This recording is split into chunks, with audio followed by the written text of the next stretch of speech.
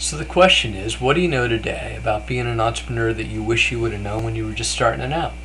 Well, I've been an entrepreneur for about 20 years. Started 4 businesses. First one didn't work out real well, but the next couple got better. And Wisdom Legacy is the fourth, so it's a little too early to see how that's going to end up yet. But I think the single biggest thing I've learned is that you just got to be willing to take a risk.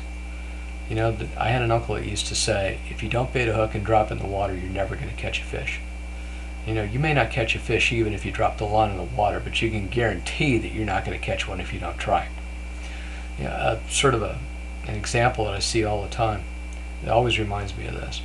Whenever I go to a movie theater, invariably at the end of the movie I'm walking out and there's a bunch of people trying to leave, and there's 2 double doors seemingly always in a movie theater, and one of them is going to be open and the other one's going to be closed.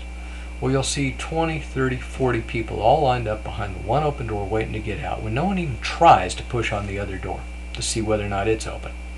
Well, usually after a couple seconds of lining up, some guy, typically like me, jumps the line, walks up to the front, presses on the door that's closed, and lo and behold, the thing opens up, at which point everybody in the line suddenly follows along and they go through that second open door.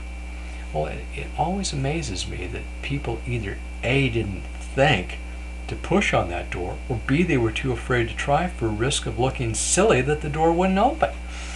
9 times out of 10, that door is open. It's just waiting for somebody to give it a shot.